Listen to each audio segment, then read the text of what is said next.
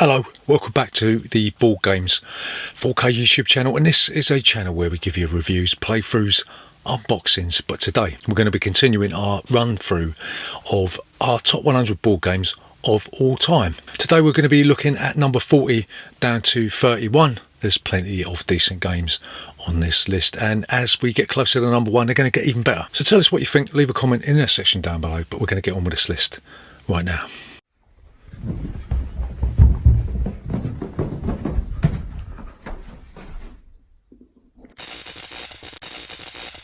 Board Games 4K.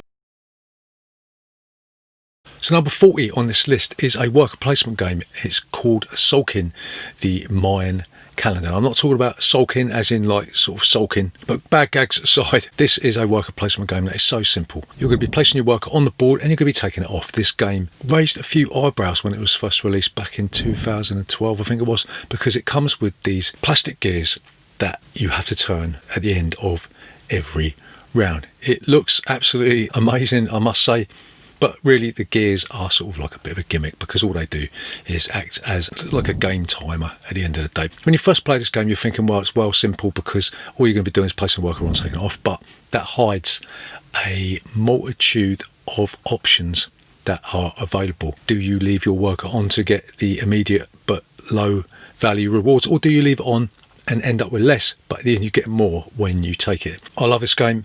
There is an expansion for it. I think it's called Tribes and Prophecies or something like that, but we haven't got that. Talking of Mayan calendar, one of the most innovative worker placement games that we played in a long time. Love it.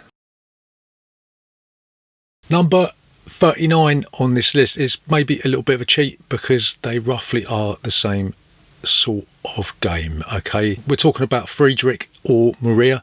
Friedrich is a sort of like a war game, and Maria is a variation of that, but you can only play it with three players, right? Maria does have a little bit more complexity with a political system and a few extra scoring mechanisms, but essentially what you're going to be doing, you're going to be moving your generals around the board, trying to take over different locations on the board. But both games have this wonderful combat system where you'll be using a deck of cards to conduct the old fights, right? But the thing is, you can only use a certain suit in different quadrants on the board. Friedrich is a little bit stuffy, but it is so much fun. Maria is probably the better game, but then again, you can only play this with three players. You can play it with two. We definitely recommend you play it with three. Play Friedrich first and then move on to Maria for the extra tasty little bits that they've added on. Fantastic war games, and you should play them before you pop your clogs. Number 38 on this list is a game that we think kickstarted the Kickstarter revolution. It's Zombicide, right? This is a scenario-based game where you will be running around a city if you're playing the first edition, which is what we're talking about. We're not talking about Black Plague or Green Horde or Invader or any of that shit. You'll be running around a city trying to fulfill different objectives in the scenario, but while you're doing that, there's a horde of zombies trying to eat your ass. This game comes with tons of miniatures. I think that was one of the main allures when it was first released, but it's infinitely replayable. I mean, we've downloaded probably 10,000 million scenarios for this, and whilst we really enjoy the game, we've got enough here to last us a lifetime, so we're not going to bother with any more Zombicide. Zombicide first edition, get it, got it, good.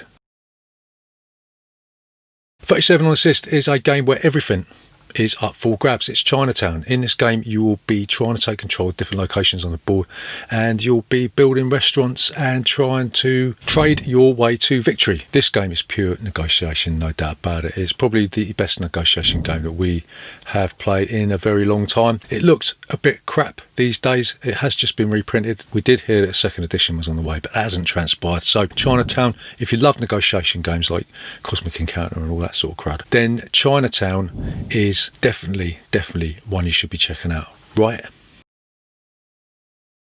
36 on this list is a game that's seen a couple of different variations of this. We're talking about Wolenstein.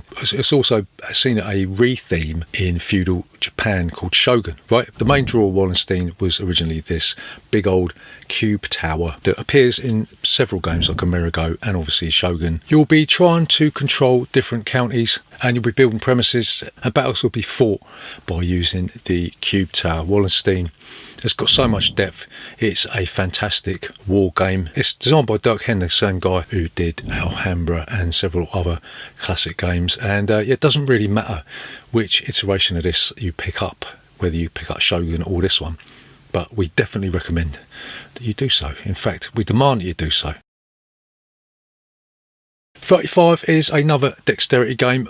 Alright, don't send any more crossbows, right? Don't send any. In this game, you will have this wooden board that's separated into different sections. You'll have a plinth on the top. Everyone will be given a certain number of dice, and you'll be flicking your die from the plinth down onto one of the different scoring levels, and you will multiply the pips on the dice with the value of the scoring level. That's how simple this is. Fantastic dexterity game. It's like something you would find in a pub, so it goes well with booze if we actually drank, but we don't. I've never met anyone that says that tumbling dice is a pile of shit. That's because it ain't. Number 34 is probably it would have been the biggest game on this list hadn't it had its 4th edition. It's Twilight Imperium 4th edition. We probably prefer the 3rd edition. It feels more grandiose and more vast, but we did get rid of that in favour of the new edition, and it's still a fantastic game, if not a little bit too streamlined for our liking. But in this game, you will be vying for control of Mechatol, Rex and other planets in a galaxy that will give you resources that you can use to build ships and to trade goods with the other players or not. This game has a lot of elements of combat in it, but one of the beauties of this game is that the mere threat of combat is enough to make your enemies shit their pants. This game is long, right? It probably takes around minimum of 6 hours to play with 6 players. We wouldn't recommend you play it with any less than 6 players because it is at its best as an event. That's Twilight Imperium 4th edition, our number 34.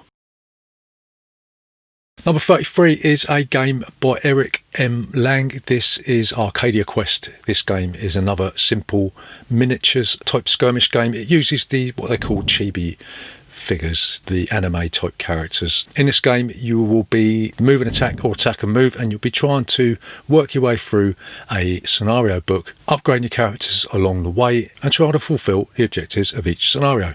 Love Arcadia Quest. It spawned several sequels like the Inferno and Starcadia Quest. We stopped with the Inferno. It just got a bit too much. It's almost like it became a bit of a cash cow, so we ended up just saying that's enough. If you want a simple game that works well with 4 players, where you basically just be trying to beat up the other players whilst trying to win the game yourself, it's got just enough skill and luck. It has dice driven combat. Arcadia Quest looks fantastic, wonderful production qualities, simple rules to digest. Love it. 32 on this list is a game that is no longer in print, sadly. It should come back in print. Why hasn't it been reprinted? In fact, it was reprinted, but it was under the guise of some crappy Magic the Gathering bullshit. But yeah, it's Heroescape. This is a game that is designed by Rob Davio of Seafall fame. You've got these massive plastic type of tiles that you'll be slotting together to build 3D terrain. You'll be choosing a number of different characters that are either sort of fantastical creatures, or you might have armies from a bygone era, or you might end up taking control of robots or something like that, and you'll basically just be pitting them off against each other in a massive battle across these 3D locations. Heroescape has dropped way down this list, mainly because we do find it a pain in the neck to set up and tear down, so we don't play it as often as we used to. But having said that, it is a fantastic game. You could pick up the Rise of the Valkyrie core set for next to nothing, so if you haven't heard of Heroescape, go and pick that up and have a look, and I guarantee you'll be buying a lot more of it afterwards, right? So to conclude this portion of our top 100 board games of all time is number 31. It's another game by Jamie Stegmaier, the 3rd one on this list. This is Scythe. This is a game that its main selling point was the mechs on the cover, right? Essentially what we like to think of as a melting pot of loads of different Euro style games. You've got elements of Catan in there, you've got elements of Stone Age in there, and obviously you've got the miniatures of the mechs, even though they don't really come into play that often in the way that you think they would, like combat. There's not that much combat in it. It is there, but there's not much of it. Scythe laid down the gauntlet to other publishers, challenging them to see where they could go with modern board gaming. It made a mint out of Kickstarter. It brought a level of professionality to the board gaming industry that everybody was forced to follow. And since Scythe, the quality in board games and also the price of board games has gone through the roof. So yeah, Scythe is a fantastic Euro game with not original mechanics, but when you put them all together, they do become original. We highly recommend you pick up Jamie Stegmaier's masterpiece. So there you go. That concludes the next part of our top 100 board games of all time. Hopefully you haven't fallen into a coma because of my droning monotone voice. So if you haven't, come back for the next bit and we'll see you for number 30 down to 21, where things will start hotting up. We'll see you in the next one.